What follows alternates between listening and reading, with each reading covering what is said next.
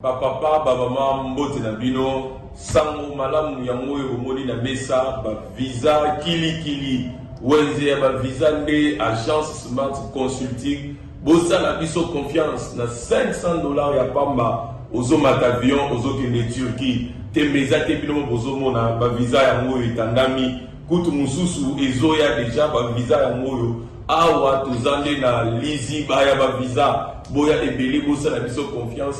Na $500 ya pas na Smart Consulting au Kenya Turquie. Bon, maintenant on va avoir doute, pas douter. Ah ouais, na agence Smart Consulting, ils ont l'assurance, ils ont la rapidité. Oh, là, camarades, cousins, cousins, ils ont la blague, ils ont notre côté, la réalité. On a fait un check doute le roi, et check paiement à mon arrangé, on s'est retrouvé dans 2 semaines, on dit papier, check vraiment agence Smart Cosmétique.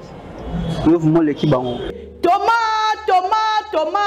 talandenge, ba visa et si ekoye belé, awa na agence de voyage Smart Consulting. Na $500 ya pamba. Ok, ina yomboka papaya. Peuple congolais, mbote na bino, tous les cas qui déjà mal à liboso, ou la deuxième fois tous les cas les sous, ba visa ya ngoyo, ya tout visa ya Canada, la fois passée tout le monde qui qui pour la Turquie. Les lots yango ils à Canada $500 ya pamba ozo voyager ozo ke le Canada tourna yo pe ezali les Canadiens Smart Consulting tous en rompo Willery $500 ya pamba au voyager au Kenya yo Canada au Kotanga to au tourisme ozo zela yo boya ebele na $500 ya pamba bokei na bino na Canada. Merci biso to kolembate kolobati Agence de voyage à l'Okuta bako pakatambangu Smart Consulting Bazabana Smart Consulting. Merci lundi Malam Nabino Seseka Bozali, Congolais d'un seul côté, Congolais de père et de mère. Le bande Konyoso Bazoa République démocratique du Congo comme seconde patrie pour la Bango Topé Sibinombote. Lundi 12 septembre. Et à rentrer, le lot, bane belé, bazongé l'inzela kelasi, première semaine zaki na tumide, difficulté à carburant, pénurie à carburant, ça va continuer, ba station est belé, au-delà il y a communication au ministère de carburant, ça là qui le samedi très tard dans la soirée, qu'on informé na ba Congolais que ma souami balé sema qui na ngamba matadi oyaki na carburant, mais jusque là la station est belle, les autres canaux. Qu'est-ce qui se passe? Nous n'avons pas encore une communication officielle, n'a pas un ministère ouana, mais réalité où ils allaient sur terrain, ils allaient que banzele belé, ba transport, réalité, et puis il y a difficulté, il y a se mouvoir et pas il y a bande kobane belé, ba comme le on arrête, n'a pas été l'eau, n'a pas on est allé information na Italie nzela. Chef de l'État Félix Tshisekedi a séjourné depuis samedi.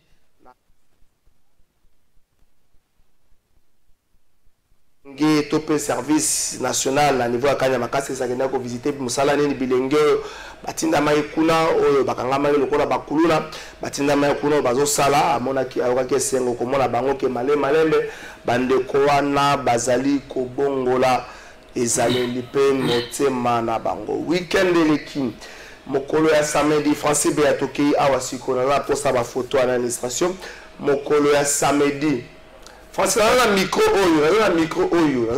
oyo hein problème est automatique quand na micro oyo c'est bon j'ai des images à rediffuser hein mokolo ya samedi bandeko ya PPRD secrétariat exécutif ya PPRD bayambaki bandeko ya Simé délégation est conduite par Francis Beya image Francis Juice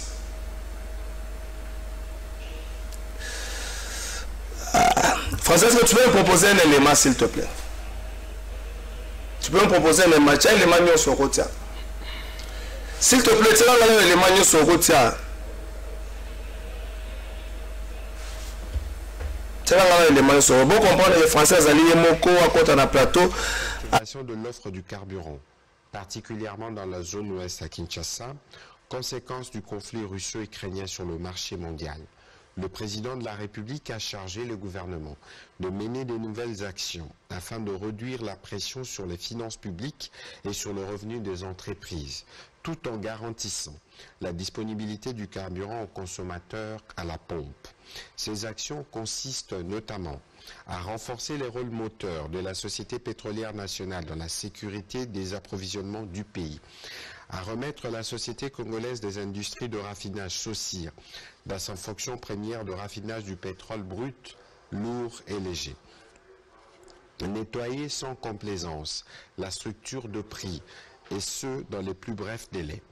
Réqualifier les fonctions et la gestion du stock stratégique et du stock de sécurité. Le président de la République a rappelé que le stock stratégique devait être reconstitué en nature et garantir un approvisionnement du marché national pendant au moins 60 jours lors d'une période de crise comme celle en cours. Le Premier ministre a été chargé de s'assurer que toutes les dispositions et actions sont prises afin de résorber cette situation de rationnement de carburant à la pompe avant le prochain Conseil de ministres. Face à la perturbation de l'offre du carburant, particulièrement dans la zone ouest à Kinshasa, conséquence du conflit russo-ukrainien sur le marché mondial, le président de la République a chargé le gouvernement de mener de nouvelles actions afin de réduire la pression sur les finances publiques et sur le revenu des entreprises, tout en garantissant la disponibilité du carburant aux consommateurs à la pompe. Ces actions consistent notamment à renforcer les rôles moteurs de la Société pétrolière nationale dans la sécurité des approvisionnements du pays, à remettre la Société congolaise des industries de raffinage SOCIR dans sa fonction première de raffinage du pétrole brut, lourd et léger. Nettoyer sans complaisance la structure de prix, et ce dans les plus brefs délais. Réqualifier les fonctions et la gestion du stock stratégique et du stock de sécurité. Le président de la République a rappelé que le stock stratégique devait être reconstitué en nature et garantir un approvisionnement du marché national pendant au moins 60 jours lors d'une période de crise comme celle en cours. Le Premier ministre a été chargé de s'assurer que toutes les dispositions et actions sont prises afin de résorber cette situation de rationnement de carburant à la pompe avant le prochain Conseil de ministres. Face à la perturbation de l'offre du carburant, particulièrement dans la zone ouest à Kinshasa, conséquence du conflit russo-ukrainien sur le marché mondial, le président de la République a chargé le gouvernement de mener de nouvelles actions afin de réduire la pression sur les finances publiques et sur le revenu des entreprises, tout en garantissant la disponibilité du carburant aux consommateurs à la pompe.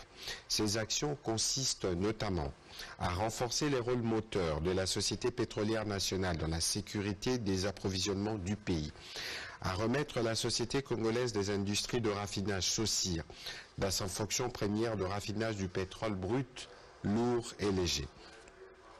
Nettoyer sans complaisance la structure de prix, et ce dans les plus brefs délais.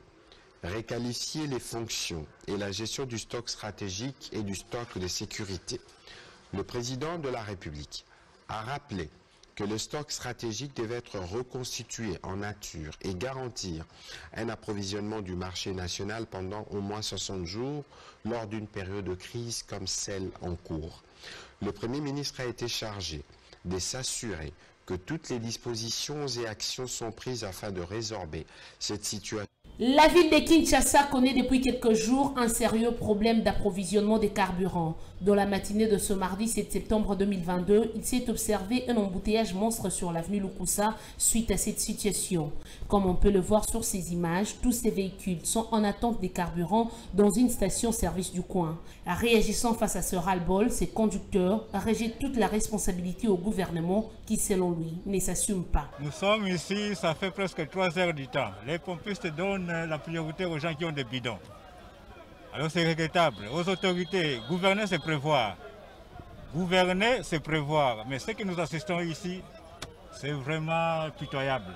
Moi je crois que ce que je sais, les pétroliers ont toujours dénoncé le manque du respect du gouvernement, des engagements du gouvernement. Parce que quand ils disent qu'ils doivent payer les subventions pour les pétroliers, ils n'arrivent pas à payer. Et aussi, ils sont contraints de stopper un peu. Merci Bandeko Bolimbi Simon Mouké, Zali Baléa direct, Francis B. Zali Moko, Moutobonga Zana Platon, na comité. Mokonzi Maurice, DT Frédéric Ipimo, il y a les beaux élèves en solution, il y a les beaux élèves en solution. Nous avons la Francis B. Francis Lesson, ça va? Merci Francis B. Na cadre de chef de l'État Félix Tshisekedi na Kasai Central depuis le week-end de l'équipe depuis mon collègue samedi le bien Kendaki ko visiter Kanyamaka CC na service national et si ko bandeko belé a kuluna bazo sala musala encourager bango na nzela wana bakoma ba bâtisseur balonga bakuluna bakoma bâtisseur de la République na ngambo na bango bandeko ya PPRD sous Oulette ya mwana mboka Emmanuel Ramazani Shadari bayambaki mokolo ya samedi délégation assimée conduite par le prophète Dodo Kamba elongo na bandeko bemsusu ya basali na nzambe pe bakadre msusu ya PPRD basolaki na bango osorti ya likambo la bandeko ya PPRD batalisi na bango ete na équipe auto zali na ato l'équipe ya Seni na composition auto na ngo na cour constitutionnelle et que la moi passe na environnement et na mapona mimoko apaisé wana zala ki bandeko ya PPRD na ngambo na Vital Kamerhe oyo lelo ebongi ya kezwa déjà pepo ke na Goma boyebi ke meeting moko ezali prévu na stade Afia je crois na Goma information mususu bima ki na week-end maire policier a télémelaki à interdire la manifestation à meeting à stade parce que tous allons dans état de siège mais lobby ne besoin moins na bilili Vital Kamerhe ya magi délégation moko ya bande ko ba tout tio bazwami awa na ville province ya Kinshasa bazaki na résidence na ye surtout que Kamerhe azo voyager moko na équipe munene ya UNC basola ki na cadre ko comme ma kimia na partie est la République démocratique du Congo. Est-ce que ça la meeting toi ko sala te na stade Afia na Goma to kozela na faire la journée toyeba mais batinda lenga bileli moko ndire na stade déjà bazo bongama pour na kotia podium nini to kolobela moko na lelo tourner à Kamerhe na espace Grand Kivu to kolobela yango na émission na biso ya moko le pourquoi l'interdiction à meeting na aussi longtemps dans le passé Modeste Bahati Luko basala qui peut manifestation là. Mais les Cambo, opération de charme autour de Félix Tshisekedi Bemba, l'espace grec Équateur, Bahati Lukwebo, l'espace Grand Kivu, de l'eau Vital Kamerhe par l'espace Grand Kivu, opération de charme autour de Vital Kamerhe. Intérêt, les alénis na Makambouana, Tokolobela Yango, na émission de la Bissou Mokolalo. Est-ce que bateau, nous sommes leaders au Totangi, Bansa la Bazie, d'où la chef de l'État, Tata Mokoza Kan, c'est la Bango, Tata Mokoza Makamba partage, Tokolobela Yango, na émission de la Bissou, ya Mokolalo, dossier, dommage à Ouganda. Ouganda a accepté qu'on foute à 65 millions na gouvernement congolais, na cadre, ya ba victime, ya guerre, ya 6 jours, Bundamaka na Kisangane. Est-ce que mon soloana et Kokomela, ba vraie victime, ya massacre wana tokolobela yango na émission na biso ya mokola leon arrivée prochaine ya ba troupe ya sous-région CAC na Est République démocratique du Congo pona koyeba ko pacifier parti wana pe ko bouter dehors ba dongolo miso nyonso pendant ce temps Bunaga nous continuer kozala maboko ya M23 polémique mo salami il y aura 5 forces armées oyoya na mikolo zali koya. Mais il serait la présence il y a tout pour rwandaise dans l'Ikobetama mais la seule différence c'est que batona bako 4 bako za la plus la frontière bako 4 isate ko za plus la frontière bako za la frontière nini est-ce que frontière ya mboka na bango est-ce que frontière na ba pays limitrophe wana tokobeta lisolo nango na émission na biso ya mokola le qu'est-ce qui justifie que jusqu'à aujourd'hui 3 mois après Bunaka allait continuer qu'on a toujours dans beaucoup ya ba M23 est-ce qu'il faut c'est la présence ya ba troupe ya sur région pour na ko benga na bande ko pour récupérer Bunaka na tokolobela yango na émission na biso ya mokola le troisième invité na plateau na biso ya mokola le ndeko Kiboko Job Kikobo plutôt Kikobo Job to misana ko benga ye molakisi ndeko molakisi na pesi mbote fala na bisa bato kombo na ndenga solo ndeko Kikobo Job na pesi mbote ndeko trésor mbote na ba ikongomani bonso mbote na ba colibateur auto ina bango na kati ya plateau kobosa na te ko pesa pe mbote na secrétaire général na biso AK 47 mwana bute to saubika donc kotala mopanzi pe collectif ya ba président cellulaire o ezali dirigé par ya Flori Bwatuka o ngana eto ko cham mokambo po ete to ba ndenge ni to ko vraiment ko zongisa makambo na lolengi elongo bani ndeko Flori Bwatuka président to coordinateur ba président cellulaire ya UDPS na PCP Mbote sika sali ko na ndeko ilenda na PCP Mbote Mbote ndeko trésor na PCP Mbote na ba co-débatteur na ngatu na ba na plateau na PCP Mbote na ba Congolais nyos ba kolanda biso sur toute l'étendue de la République démocratique du Congo na PCP Mbote pe na ba diaspora o pe ba kubunda poete mboka na biso mbongwana eya tika etena fongola ta moi bon Mbote merci ndeko Merlin Vuvu na PCP Mbote Merlin Vuvu na identifier ka sika na identifier ka na PCP Mbote ndeko Merlin Vuvu Mbote ndeko trésor ndeko trésor kala fa Mbote na mulakisi na candidat président Ilena candidat président ya ba ka candidat président 2023 ça privilège aux ala da futur président de la République na PC équipe technique Mbote na ba Congolais.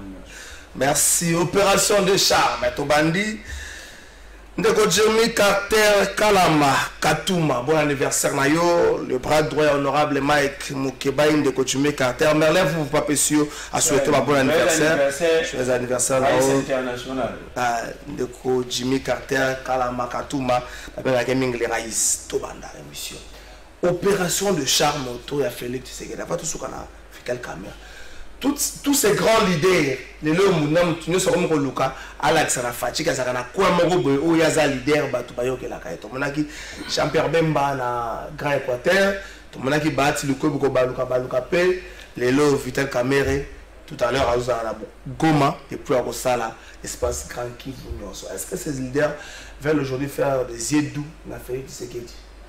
Oui, et motuna malamu na motuna tuni ndeko trésor et sengele tena no vraiment na bokebi parce que bayi kongomani ba fongoli déjà miso na matoi pona ko kama emonso biso to ko bimisa na kati ya itando ikenao moni politique to bagaete za keroko ba bengi rapport de force et sengele toni la kisa ke ngai nazali boye par rapport ya makambo na ko mener na scène politique na ngai et sengeli pe que même na kati ya fief na yo ba reconnaître degré ya force na yo ya moni bandeko wana eloko moko ko empêcher bango te pour que moto na motambe ka kola kisana lolenge o esengeli ke ngai pe na kati ya fief na ngai exemple na Grand Équateur ngo uti ko bandeko Bemba esengeli etala kisayete azali na force ko pekisa pembe ko rabiso kamere ke ndeko kuna na Nord Kivu eli kamba mabema kasi esengeli moto nyonso ala kisa parce que politique soko zo bombama ezaka moi passe et si ngeli ete toza na ba politicien ya ba télévision te mais tango kiti sur terrain okola kisayete bon ngai vraiment ndenge na bengisi bato voir même na meeting même na likambo moko boye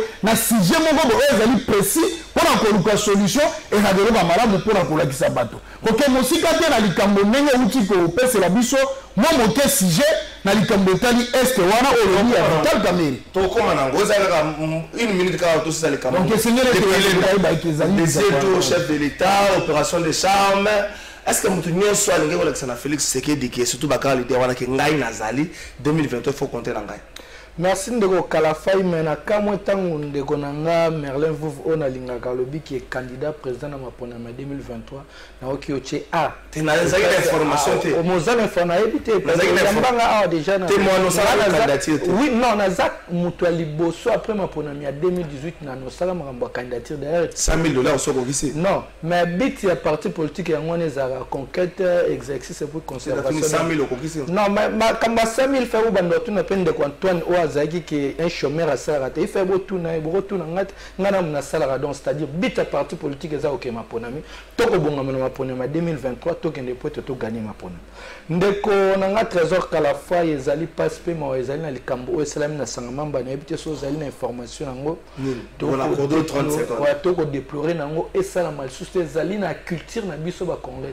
Il y a un député André o akendaki kotala akendaki dei moko ezaki wana akepo akunda batu akunde bembe mais tant que commis wana population ba kangiende ba kumo bise bimisa $21,000 ozwaka tango ya bandi ko wanga aya bango babi okunde bembe na biso moto na mbongo bimisa no $21,000 ozwaka tango ndeko wana bandi ko wanga na ndeba bandi ko beta e ba beti député ba beti bangi batumba ko po batika ke mutakana kaleso tango ba kezwa pine chance la police yaki ndeba sauver ndeko wana omoni bon biso kaza ya PPRD soki nani donc faut vérifier mais na moni pe ndeko na moko alobeli yango na TV na chaîne Tamilo nayebi te soki André nani nayebi te faut vérifier donc yango tosenga ete problème wana ezonga lisusu te bakongolais ezali culture na biso te so ezali façon na bino ko revendiquer ezali ko sanctionner bango par des urnes mais ezali ma mingi pe omoni likam o tension sociale on ndete ko mate ezali mabe yango biso to senga na ba député c'est le moment bomoni kanda ya peuple ndenge komo ya c'est le moment ya koluka ko senga pardon par peuple pour ko réparer l'erreur oyo bino bosali lobi même na rompo mola transport ezali na moni mari men bato belé ba ko matanzela semba ba oui wa quelques secondes non eza très mutu ya na ramasonga na mona ki penga moko population ba ko mataba ko bela soki pulu tingi pulu soki na nyongo abi yem tabela soki de père de mère au moni souffrance congolais comme ko mona litre ya carburant comme 8000 francs banani ba ko nyoko la biso za ba congolais o bazana de père de mère soki to moni pulu au mona ke loko wana donc faut éviter yango ezali mabe ndeko na bino pe concert na bino qui seul vanga na ki a commis ko critiquer alobi ki eza ki jalousie mais Christelle vanga bosani batu o ba voter yo ba nyoko ko pesa ta infante ndeko bazila pesa ba bassin mais ba boya ko voter mais batu wana ba mama na yo ko finga bango be na ba jalousie ba mama ba komi na kanda ba bi na 2023 ba voter te yango biso ndeko ilenda toujours be pardon oyo ezali non s'il vous plaît likamba ba molima na sana information moko na kolobelango o statut ki likamba charme opération de charme autour ya chef de l'État non makambo oyo ya charme wana moni nga biso tolobaka un vrai leader azali mutu oyo abandaka na coin na été omoni nga na sala tourner ba Congo plusieurs fois donc c'est-à-dire au monde de Robemba depuis banda makamba politique ne yezalaka la Grand Équateur azalaka kuna même na 2006 atikala ko bouger bandu atikala koma Congo mobimba te asuka 2006 oui atika vérifier akoma bandundu te vérifier bien ko mola ga koma ka bandu langa nzemzo mbaza mwana Congo pe mwana Congo kana na Équateur tia boya Kinshasa donc c'est-à-dire même la caméra wana bazaka na bakwa na bango même ba Félix azaka mutu akwa moko boye nzoka biso toza ba leader national yango moni même parti na biso eza différent na ba parti na bango na ba parti mallette ba parti sous-développé ba parti moko ya tendance à tribo donc c'est-à-dire biso to ya donc c'est-à-dire na bakwa o wana boza biso toza na bakwa na nyos merci ya total c'est-à-dire ete na 2023 même oza na kwa na lokola boko sa eloko te peuple congolais a ko sanctionner ndena o sanctionner de Antoine na bino merci Ndeko Ilenda merci à vous opération de charme autour du président de la République mutu nyonso alingi alakisa na tata mokonzi ekolo ke ye azali leader ke ye azali na bato na nsima na ye ke ye azali na base malheureusement na kati ya opération wana les gens centre de bato bazokota na kota ce qui est vrai c'est que la classe politique congolaise surtout baale na pouvoir ils ont échoué bato bana mokonzi bakenda reconvaincre le peuple suscité il faut convaincre le peuple ya misalo basali c'est nous de l'opposition nous ne pouvons que séduire le peuple qui botte la toile un programme tel bemba azadi ana Félix tant bagene ba mutana gina ba kutana festival ba consultation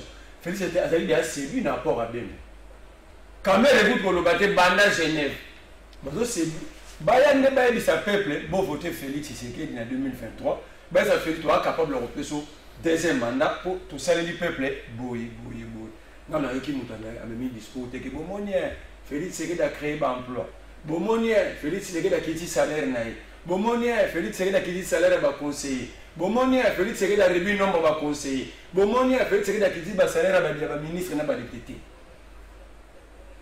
bango bazoya kaka na politique comme na musique bemba quitté na Équateur a sala qui plein caméra quitté na Kivu a sala qui plein bacha kenda na Bukavu a sala qui plein est-ce que le problème ici est ça projet de société dans Moussalo Bo c'est la message c'est ça va plein c'est ça la grande question c'est combien il va plein donc tous ba ouais la sigo ba ça la politique ba même mana ba katumbi tout ça là ba caméra parler tout ça là ba ba stade ba ça na ba ba plein en politique ba même ba idée ba même vision au-delà par manque de vision ba comme on discuter na ba plein et du coup là on discuter ba plein ou à comment on a il faut empêcher ou pas ça plein pour les cahiers mais le message c'est quoi les fonds et va tourner en les années. Peuple à la Kivu, on a route nationale numéro 4. de Beni jusqu'à Kisanga, en passant par les tours, ils ont beaucoup à ADF. Tout le caméra qui. Et ce peuple a besoin de plein, tout le peuple a besoin de solution. Merci. Tout le côté de Kambango. Au-delà de l'opération de Charles Moulak ici, il y a aussi cette guerre. Vital Kamer et le Congas à la Goma, meeting naïs prévu dans le stade Alpha, je crois. Maire policier a annoncé que jusque-là, meeting Moroté Kosalema, interdiction fournière pour ça. Meeting. Mais dans le image, podium. Est-ce que meeting il y a Vital Kamer et que gêner et que perturber la sécurité dans Goma? Parce que Vital Kamer a une mission moko la kimia kolura comme ma kimia na partie est wana déjà il faut que baké na lobby on est bandem so lobby à cela qui na délégation moko bandem so ba tout yo ba zo mina Kinshasa ba pesa que même lampe moko kolema pour na relaxer que mwinda ya kimia epé na la est mobimba. Est-ce pour autant il faut singeli kuboya pe ko pekisa meeting na ye oyo ko sala ngo 1 ou 2 heures de temps pas? Oui, et un déco trésor et motuna malamu mais singeli était avant na ya motuna na yo na meka ko pesa mo explication mo ke na yo kiawa. Au moins ce qui est important, on doit comprendre les principes de l'émission. To bandage émission bien au PCO tant web singana kata na se réserva yoan. Mais moto ko yata tene loko mo bo le lo na ke ka bo be makambo bo mais faut to appeler na ba information mo fiable. Pour na mona tuni de goranga il aime d'attendre tuni depuis tant qu'on mona ce qui André ce qui donc a maîtrisé bien makambo bien té. Mais habita bon na lo na la livre peuple na ke na lo babongo non politique c'est na ba biloko wana tout faut respecter. OK le mosika te na likambo o utiko tuna e motuna malamu mais les commerçants sengela e ba été nulle part dans la constitution on interdit à un leader ya ko sala meeting un leader politique ko kitana descente ba petite ma ta place mon côté. Exactement tout ba te que le roi yo dans l'opposition et politicien ou a une majorité de politicien tété. Toyebi ba jouer na l'ergie. Tobi que o dans la opposition a un message avec que ko ça peuple que ngata on a goya na gozalabu mais o pas une tête ya majorité et non le petit siété que yé a kende ko solola na peuple soit na fief pour na kozonga moke na likambo uti ko loba ya magambo ya Vital Kamerhe. Tourner à Vital Kamerhe c'est une bonne initiative. C'est un initiative ya paix. Oui, bon, toi, qui ne peut ça va bien, on joue Kimia. Donc, c'est une belle initiative. Personne ne peut l'ignorer. Mais tout ça, la réalité, madame Bébélé. Tu dis qu'au jour d'aujourd'hui, Vital Kamerhe est retourné aux affaires politiques. Maintenant, Zongi Bongo, et Sengeli était, Asala Monsala, le Lenge, et le Mobani, le Lenge, et Sengeli. Pour la vie de Bongo, pourquoi la vie d'un politicien est comparable à celle d'un joueur. Il suffit que on puisse lui accorder une passe, il saura directement comment marquer les buts. Mais ce que Vital Kamerhe aussi doit comprendre, la population de l'Est n'attend pas de lui sa présence ou son aura politique. Bakozela et pas une yende, et donc on va venir le la bille. Achabi a marqué. Alors c'est que Bongaï, en étant pacificateur, dans un pacificateur, il y a un musicien de Gomera ou Tukoroba. Dans un pacificateur à bateau et à théâtre, mais dans un pacificateur, c'est un peu de Tanzoto. Pacificateur veut dire moto à Tchaka, Kinya. Donc, il y a vraiment que le Tchaka Kinya, la Likamboé, le Ngobani, la Likamboé est allé partir à Est. Et donc, on va tout voir aux Zéla, il y a un peu de ça a été. Donc, et qu'on interdire marche, c'est normal. Qu'on interdire meeting, c'est normal. Mais on a enseigné l'objectivité. Il y a meeting, on a les alignés. Ce que je dis, comme il y a payé, on peut que c'est pour l'année. Et c'est une chose là, parce que guerre pour combattre, on a solo. Non, l'état de siège, je vais là, mais on va faire ça. On se retrouve là, on va dire que nous avons battu le combat qui n'a dit. Tout état de siège pour avoir une solution. N'a dit solo, c'est quelque chose là, parce que guerre, il y a des Itouriens, il y a côté Est, la plupart, il y a des Itouriens, madame manipulé. Manipulé pour aller dans le bongo, il y a papier.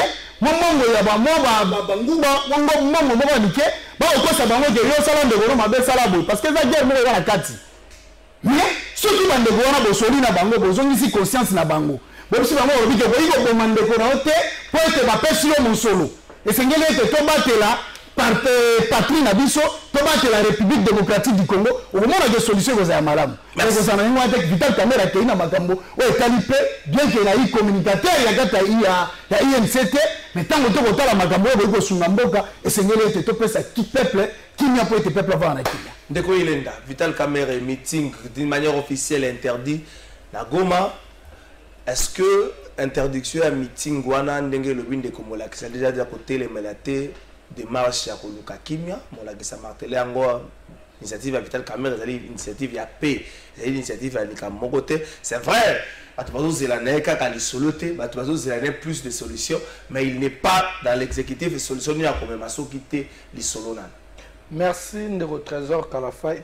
Na webisa na ndeko nanga molakisi ete ezali kambo na dénoncer na boyi na lobiete et ça la malisusu te na lobiete donc c'est-à-dire au lieu yo pe dénoncer to le baké ezali na kati ya culture na biso te ba congolais to ko sala ba vengeance wana so to sanctionner ba sanctionner rabele ba sanctionner ba kambi ezaka na nzela ya maponami ezali kambo to vu information et puis to dénoncer to lobi et ça la malisusu te information maîtrisant ou bien mon cher non ezali maîtriser ya on a biso foyo la information ka pe ba ndeko yo mto nga komba muto ngote mais na poso ka komba muto na poso ka information au moins le temps on a qui bana célébrer ba pulu so qui na poso yo ka komba na donc c'est la loi na poso ka na ba kombo wana te ndeko na ngai Trésor Kalafai Tomi Tuna non to ça no banalise na makambo ya meeting wana ya Kamerhe parce que to moni ndeko bacha sala ki meeting wana batikie asali on na kimia malgré tout les places wana ezali état de siège mais Tomi Tuna non point ni ba ko interdire Kamerhe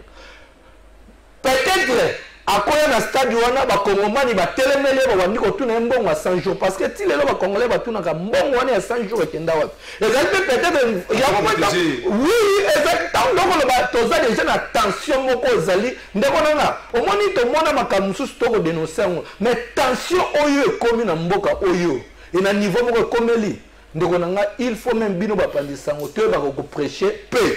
Mais si on ne tâche qu'on Kamerhe, est-ce que les monastères ezali batebele? Mais maintenant on Kamerhe c'est bili ça c'est comme bon à 100 jours. Parce que si le Kamerhe alibanda bon à 100 jours ba Congolais batuna bon on plus de 800 millions de dollars. Bon à 100 jours dans le plus de 800 millions de dollars. Plus de 800 millions de dollars. Kolanda 57 millions, yo la 57 millions de bona un conseil sur la chef de l'État dit 57 167. Olanda côté l'homme de 50 pages nani 50 notes techniques. Oui voilà. C'est-à-dire on a place on va ba Congolais ba ko kanga bili sambon à 100 jours. Donc quelque part bazo protéger Kamerhe a été abomba makoki ko se laver bongo te. Et puis ba Congolais ba et puis même makambo oyo kolega oyo même makambo ram Makamba my God rêve. Bah Congolais va bosser le côté. Bah Congolais me dit que il y a 2 milliards 500 millions de dollars na bango ya ram et en présence de la République. 2 milliards. 2 milliards de euros. Oui. Il y a un peu de chiffre oyoyo et cause la somme. Il y a un peu de Congolais bazana kanda na kati ya mitema na bango. Mais il y aura un moment où tu remontes à tango.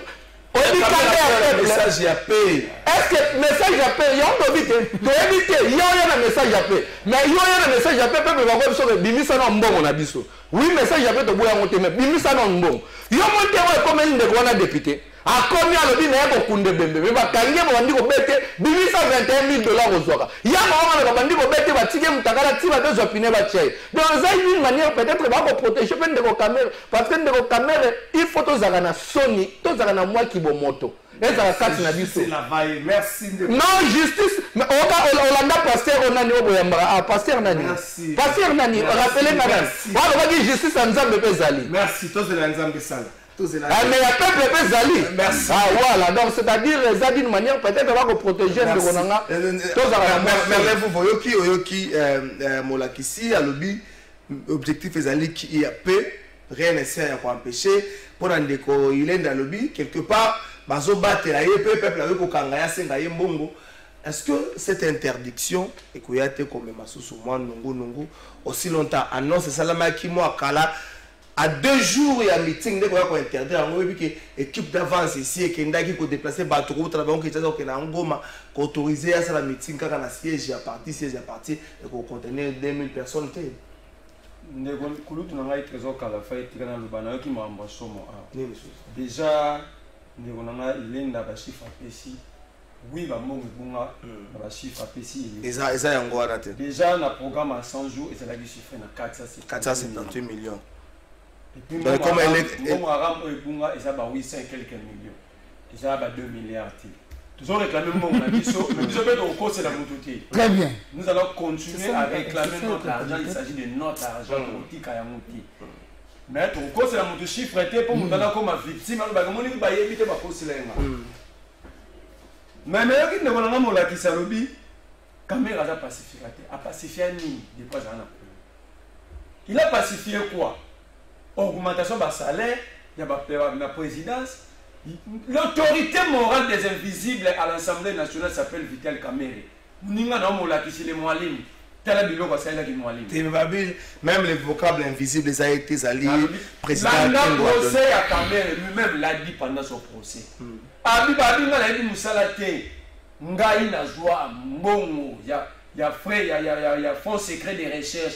On a transformé en invisible. Les images sont là. Nous avons procédé à la télévision pour voir des images. On a transformé en invisible. Donc, invisible, c'est un problème. L'autorité morale s'appelle Vital Kamerhe. On a pacifié. À pacifier, on a triplé le salaire à conseiller fois 3 fois 4. Mais il y a des soldats, il y a des policiers, il y a des enseignants, il y a des fonctionnaires qui ont récolté la pacification. Voilà les pacificateurs de Mozobéni. À pacifier, c'était lui le coordonnateur principal. Il y a ensemble, il y a programme, il y a projet, il y a programme à 100 jours. Abi Batouba a installé ce peuple-là est merde. Il ne faut pas dire qu'ils sont manipulés. Ils ne sont pas manipulés. On était tous dans l'opposition, tout le monde était manipulé. Ce n'est pas parce que vous avez un cours des idées à la solution pour lui que le peuple a été manipulé. Ça, c'est une insulte. Il faut retirer. Vital Kamerhe à la recherche. Aza Soda, c'est lui Célestin Ba. Là-bas, le problème, il faut. Là où les armes ont échoué, la communication réussit toujours. Armes échouées. Félix Tshisekedi Banane a pouvoir, il a doté l'armée de quoi. Depuis Félix a le pouvoir, hier, mon lac, il a doté l'armée. Le problème, c'est qu'ici, on n'a pas une armée réellement équipée. Tous les gens qui sont l'armée ougandaise, c'est contre les soldats, la musique, nous quitter. Au Ouganda, bakama mituka ya pamba. Sola ya Kongo lobi na Swahili, Mungu abatela Museveni. Pour monika mituka. Est-ce que c'est là que vous avez été interpellation? Sur le Vital Kamerhe qui a rolongo là-bas ADF, na route nationale numéro 4 de Beni à Kisangani. A rolongo là-bas. Donc pour nayo, mais ça veut dire, on va bien maintenant la politique tape les yamwana. C'est-à-dire Akea Lobana, Eka Kalobi na a Juniatri. Conflit l'Aime, n'a pas l'Aime. Ils ont le Nord qui votait, c'est en Ituri. Les autres qui nous sont en meeting dans le Nord qui votait. Tu es à Botambola partout. À Tamboli. Tout ça qu'à Tamboli. Il va rencontrer les Kodeko. Il va rencontrer les ADF. Parce qu'il y a des gens qui sont solotés. Il y a des gens qui sont Nairobi. Il y a des gens qui sont groupe armé. Il y a un 23 000 théoristes. Solution à plus de 60 groupes armés dans Nairobi. Merci. Merci. Ah, Mitinga Vital, tourna Vital Kamerhe, Bakongole, Bakomoto, on a mis soumis Baleto pour Sana. Ouganda, Ndimi Kofout, dans la République démocratique du Congo, 65 millions. Est-ce que le vrai victime, Bakota, Namosorana, tout, est-ce que le gouvernement congolais a pris le temps ou a eu le temps pour identifier la vraie victime de la guerre il y a 6 jours? Oui, et il y a un monde de Korangaï, trésor. Vous avez la faille. Oui, là, on Joachimia. Mamba danger zati, mamba mike mon cher. Les politiciens ne sèchent pas de ses prérogatives, surtout sur le plan communicationnel. Mais quoi que tout le monde va basiger les hommes sous ne quoi kauki déjà. Azaki déjà séché. Non, Songana si j'ai pesa bilo ma mwekende. Oui, c'est chagate, il faut bimisaga. Il faut na si je développer maman beto bino le pays. So zo kaugana téléspectateur on tala bio. Ni muto batuli muto na musume meli muto agena magamba ba rambi o mo leka. C'est bien oui ko loba o ya ko loba parce qu'il y a le bien à ko dénoncer mais on a déjà teint les cas au kauki. Ozoma moke na ndeko Merlin ko yoka boye. Ninga uti ko loba abimisi na mabe pona ba liboso ba iturien ko loba ete mola disi alobi que ba Iturien wana baza manipuler donc ça c'est insulter les Ituriens on a yende mutakosi parce que nulle part de koloba ete manipuler n'a jamais été synonyme d'insulter ba koloba que bato ba manipuler bango ba fini bango te parce que moto ayili ko na bango ayi na pouvoir maele mabe ya ko bisa bango ninge ba manipuler ka peuple bato zo mono la position tokende kuna tokende bo histoire maman wana kende maman wana kende kofinga mokonza mboka ça fait partie de la manipulation kende pa maman wana kende kofinga batu o ba ko gérer mboka et la manipulation parce que en réalité maman wana ile moko bolem so en soi azali ya likanisi wana te mais bato ba ina mayele mabe ba biso to sala boningo muri ba réalité le ka kuna ngala lo bimo kolo bande ko na ba ko za conscience ya ko ba ke ngala ko iko bomande ko ngai te likora mosolo. Donc, mon groupe manipulation aussi là. Donc, manipuler n'a jamais été synonyme d'insulter. C'est que vous devez maîtriser. Vous avez monté dans les Cambodge, Korobaya, Bande, Konabiso, Oyoba, Bawa, na Kisangani, na guerre, Biso bon surtout, Sengeli était tout déploré, les Cambouana, mais et là, au Sengeli Naloba, ça devait se faire toujours de cette manière. Pourquoi na Koroba Bongo? Parce que l'homme, en étant l'homme, il a toujours été incapable de créer l'homme. Ou de remplacer l'homme par l'homme. Parce que surtout les hommes ont Koufi. Exemple, le trésor qu'à la fin au Koufi. Bakoti jamais qu'on remplacer le trésor par un moto. A remplacer des noms, c'est la trésor, à la remplacer moto, moto, alors qu'on a le trésor, mais il trésor T. Il y a un moment où il y a un dommage intérêt, soit pour payer sa moto pénalité, et c'est qu'il est parti en moto, c'est un exemple, la caille à tuerie, soit la caille accident. Ameka ko futa la biloko pona ko sungama donc ça déjà il kanisa malamba ndeko wana oba momo ke wana zongi mais to bi ke bandeko wana ba ko zonga te mais pona makambo lobi ya ba victime est-ce que vraiment ba ko se retrouver wana sengel to sungama moke parce que wana to ko kwa na oba bengi identification parce que moni muto no sa ko lobage na pe mama na kufa gana na Kisangani na pe no na kufa ga isifaye ba monsieur na ko biso à part même na tête Kinshasa ba réalité comme béré ba to musu ko ma ko wela bidembe ale dembe wana président wa moto la biso abongo mi to moto ba bi de kuna mi tuko ko béré na o ke gozo e be ba ministre wana ko zanga te ma ni le ministre ni collaborateur ya ministre wana ma ke ine bembe ya quartier ya simanda ko na bango o mona kendaka te donc seigneur te bande ko ba yeba po bande ko wana se retrouver et ko za loko ba bengi identification totale. Merci Molakisi. Tout ça pendant 2 minutes. Problème à casse dans les Cambodge, c'est un problème d'identification. Molakisi soulève un il suffit de la cartographie à Kisangani, alors se faire passer pour une victime. Est-ce que le plus grand problème est l'identification de la victime? Pour être à ta moto bongo là, à remplacer mototé, mais pour tel problème, au moins il y a eu réparation. À ta réparation, c'est les mototés. Très bien. Merci de votre trésor Kalafai. Makambo ya Kisangani za makambo d'ailleurs. Je sens un problème. Pourquoi biso na USCD Union des ethnies du Congo pour le développement, ce de commune a date wana to commémoraka bato ba kufaka massacre Kisangani. Voilà massacre Kisangani. D'ailleurs to condamnera même MLC de kona biso bemba o to monaki kazalaki un malhonnête à Museveni azwaki koto pe to monaki bande kona biso malgré tout ndeko na biso na mususu alobaki te likambo e komi ya ba Rwandais na okota te mais tango ba komi na Kisangani komi ma intérêt ba chebemba pembeni ba chentel pembeni bango mo ba koti siko bato banduki ba komi ko bomana yango mo likambo o biso na USD to kondanaka ba imboka tolobaka ngwete plus jamais eloko oyo ekoki ko sala mal souté. Pourquoi? Parce que zali les scènes zela ya kozwa pouvoir ezali obele na maponami mutu moko ko ko soto ko simba minduki oya ko bongo wande ko na opona kozwa pouvoir mais likambo ona ki ya 65 millions de dollars wana ezali insulte pona mboka na biso ezali insulte. Telle place de canton est pour mili, est humilier encore Congo. Il y a un besoin de la décision de la gouvernement congolais. Ndekonangai trésor Kalafai. Ndekonangai trésor Kalafai. Nzamba bati la biso to zalanvi.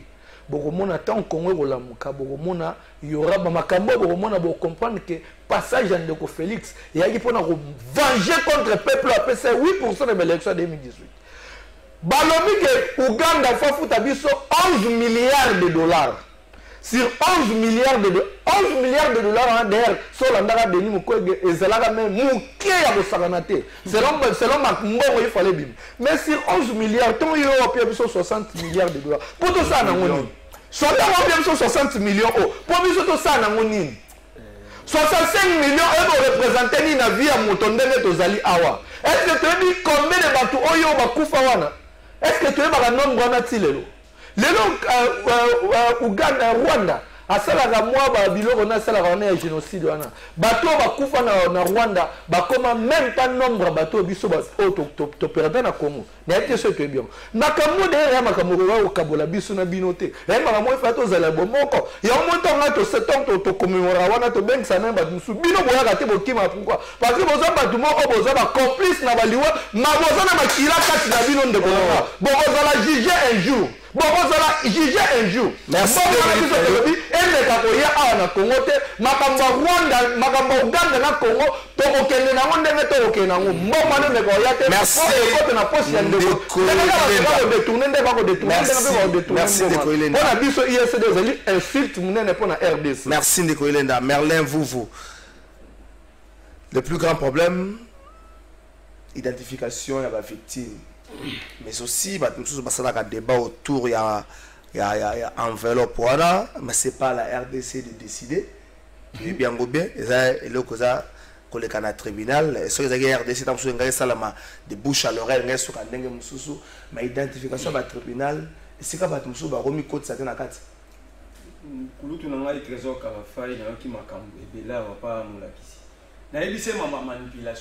ça veut dire quoi? Moto pas vraiment manipuler, c'est-à-dire que vous savez ma sur la conscience nette. Heureusement la chute nous lobby ceux qui va zonger les consciences. Donc pour l'instant, aux autres on va qui baza ben. Pas insulter mon cher. Allez consulter. Tranquille. Ça c'est quoi ça? Allez tranquille. Manière de lobby là, c'est comme ça que lobby n'a coûté na OPJ Daniel Asselo. Coûté na OPJ Daniel Asselo, a okeni matanga na des bonhommes ngapi na matanga na cortège na yé. Akangi ba kongomani ba côté ici ba on est logo ba benga Bercy na cortège il y a ministre il y a intérieur vice-premier ministre il y a vice-premier ministre intérieur en violation de l'article 17 na 18 il y a constitution aye na bango ya koti na matanga na zolo ba na adresse na de bonhomme kota ba terrasse na station ngape na yi matanga na ya ko ya na ba 16h na ba jeune fille na jeune garçon azui bango atie bango exposé bango ba batala ka bango ba batondi pendant que la Constitution parle de la présomption d'innocence. Mais c'est le vice-premier ministre de l'Intérieur. Exactement, Dieu peut avoir le cortège. Donc c'est grave. Na évité mais ça c'est le soga s'est transformé en OPJ. Comme on dit magistrat. Donc pendant que nous sommes au sein de banda lobaki ba malata su ba tenir ba la modèle bénis militaire était alors qu'on complexe Jeko Béaté à côté moula na ba tenir na ba meeting nénios bilamba Pentagone.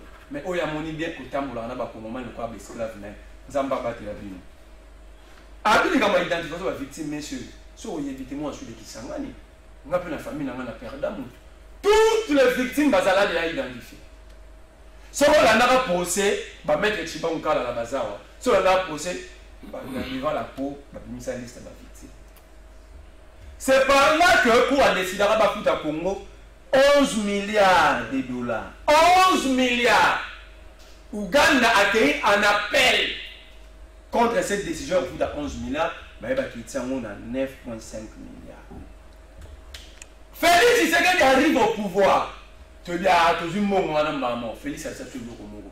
A dit, il y a un bon arrangement. Qui est un bon procès. Qui est un mauvais procès. Dans toutes les questions, on a eu des personnes. Procès de Bakati, ba condamné Moutou, Aketi na appel, ba condamné. Bon, arrangement est malade, on dit sur le ça. Au-delà de la justice à ça. Comment est-ce que vous expliquez Bisso? Même si Bisso dans le moins sous Kabila, qui a 9,5 milliards pour le Ouganda, 65 milliards. Vous avez millions. 65 millions. Bon, ça veut dire, Nini, qu'est-ce que vous savez, vous savez, dans le Bisso 9,5 milliards est en Bisso Kaka, 65 millions. Alors, vous devez des explications à l'opinion parce que les documents existent. Peut-être que vous avez monté sur le ligne, vous même Internet, les documents sont publics. Ici, le vrai manipulateur, les opinions. Soit Il y a des hypothèses. Sougisa na hypothèse na yo. Soit bino bozwi mbongo nyonso yo bingoko sa peuple na 65 millions. Soit botik la ouvert na mbongo wala à respecter décision de justice. Merci. Boyoka le Cambo, je paye environ 7 000 $ par député, dit Nicolas Kazadi. Tous les restes, ce sont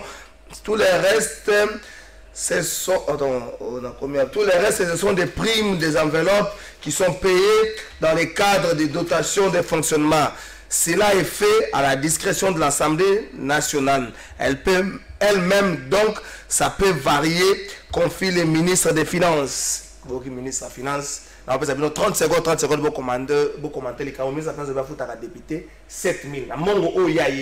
Le reste, on appelle ça dans le cadre de la dotation à l'Assemblée nationale. Donc, il faut varier. Il y a un problème.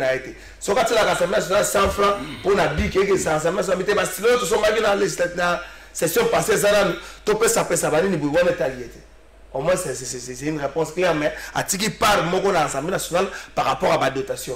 30 secondes.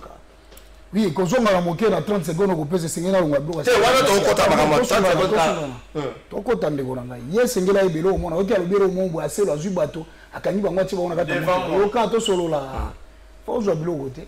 Il y a trois moyens où ça gagne batanga moto et c'est yo maîtriser. Premièrement, il y a moyen va bénir clameur publique. Deuxième moyen, il y a moyen va bénir moyen à flagrance. Troisième moyen, il y a moyen à plainte. Et quand on peut que ça moto tête de l'homme sous la monnaie de batona ba bunda on a nanga de goranga i trésor amon batona ba bunda la police ko le gawana ba pe na drop ya kokanga batwana flagrance ba ko kanga bango kotika bango no ko yake oui ba ko kotika bango na le boye ba ko kotika bango mais ni ko bateke ye falo ba ko police ne les abongo et c'est ngeli pona ko batela batu ko batela ba bien na biso quand maman on se met des ordres dans nzela policiers zawana ba lobi les OPJ sont là pour chercher des infractions c'est que vous devez maîtriser le cas on ne cherche pas les infractions mais on a sur la na on a pas son matière on va pour on va déranger le bloc à dire go sunga yo 30 sur policier on bunda policiers zawana aukanga yo soko choba chola mutu ka proba memio na place esengeli ah yo kana no ro dere mboni yo ngotanga ro bodere na ba bodere s'il vous plaît to battre la kimia to solo la malembe to battre la kimia esengeli ya yeba donc la minute wana tant yo zo le magambo conception d'innocence jusqu'à preuve contraire bazaga ba innocent yo yeba clair mais bakangi bango même par rapport ya flagrance ya likambo ba kometaki na ba acte ba posaki na ngonga wana. C'est un peu ça, 10 secondes. On a dit ministre Bango, 7 000, les restes, on a l'Assemblée nationale nationale. Donc, ministre après, si par les restes, il faut bureau l'Assemblée nationale, ça part dans l'eau.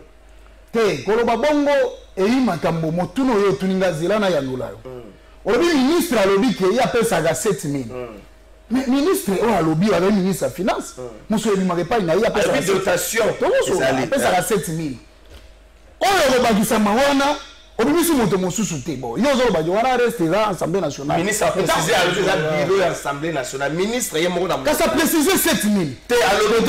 Non, à l'objet, le ministère est foutaka 7 000 par député. Les restes, à l'objet, est varié à préciser. Ils allaient dans le cadre de la dotation à l'Assemblée nationale. Moutaye, il y a un pas de compensation d'information dans le bureau. Le ministre a son cœur. Tu as un bureau Goloba. Ce bureau, l'objet, tu as un sagaboé. Wana ngana yote ito komante na ina information lokutati kena zoro mona lokoto ngo bien tena etaka pour kuna ministre lobi na bilo gwana uzonga ngani ngaka ba preuve palpable merci décoller bana asir nango décoller na 30 secondes dossier merci yo mutaki na mama 21 000 misa pesa no makati yango loko tolo bake omoni ezali vraiment c'est une obligation ya candidature nanga na 2023 parce que c'est une possibilité en 2023 comme suicide aux non-assistance à personne à danger. Mais au moins le ministre, il va contredire même les députés. Pour les députés, qui na TV, on va 16 millions. 16 millions est égal à 8 000 $. Mais il y a le 17 000. Il y a le ministre, non, le ministre,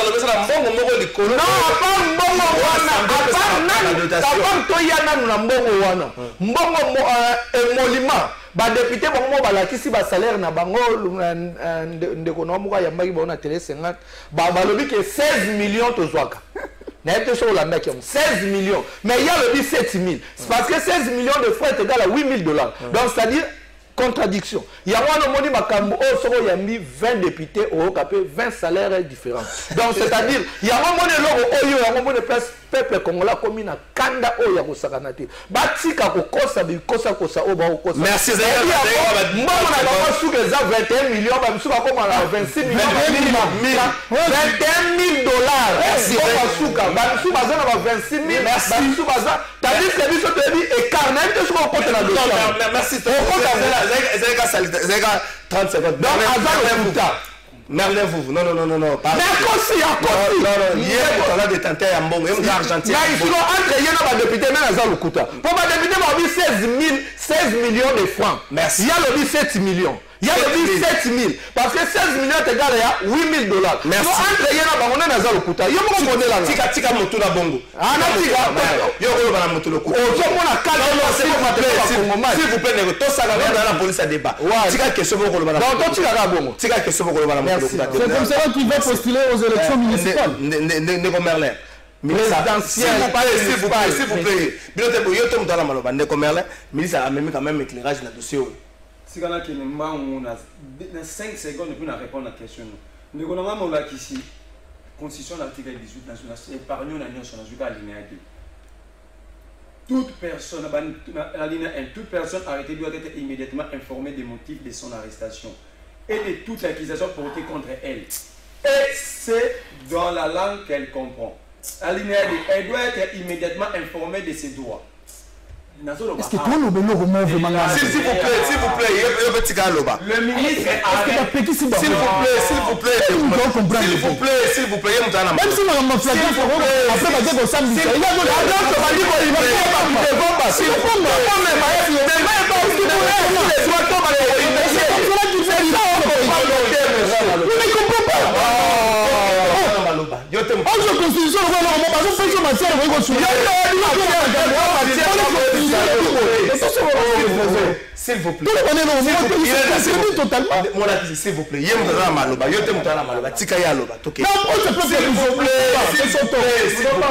s'il vous plaît. S'il vous plaît. S'il vous plaît. On n'a pas refusé. S'il vous plaît. On n'a pas refusé. Quand tu parles de mensonges, je dois toujours le voir. Il y a la parole d'évangile. Je dois toujours les regarder. Il parle de mensonges. S'il vous plaît. Même quand on a vu flagrance, parce qu'on dit débat à droit. Qui a le droit de constater flagrance ou l'infraction? Ce n'est pas le parquet, et c'est Daniel la cellule. Maintenant, si assez le problème, si on a assez le problème, on n'a pas gagné flagrance. Qu'est-ce que le problème est que s'il vous plaît. La police est allée nous sur le parquet, soyez évité. S'il vous plaît. On va réagir, mais c'est là, s'il vous plaît. S'il vous plaît. S'il vous plaît. S'il vous plaît. Il se peut. S'il vous plaît. S'il vous plaît. Ok. Dans ce convoi ici, nous sommes dirigés par les amateurs. Dans ce Bakandi Batou, attention, c'est du populisme. C'est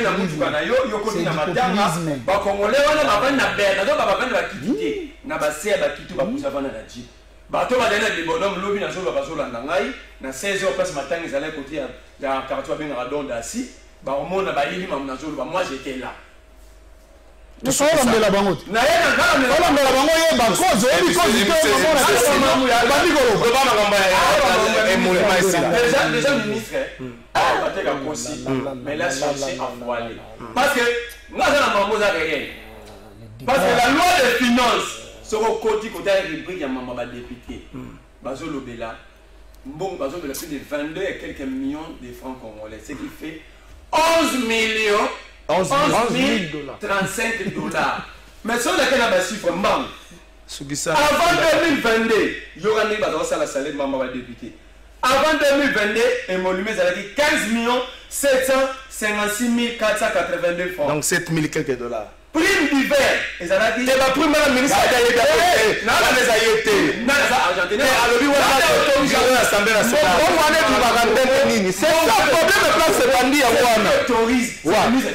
Merci. Merci Negoïlenda, merci Molakissi, merci Merlin.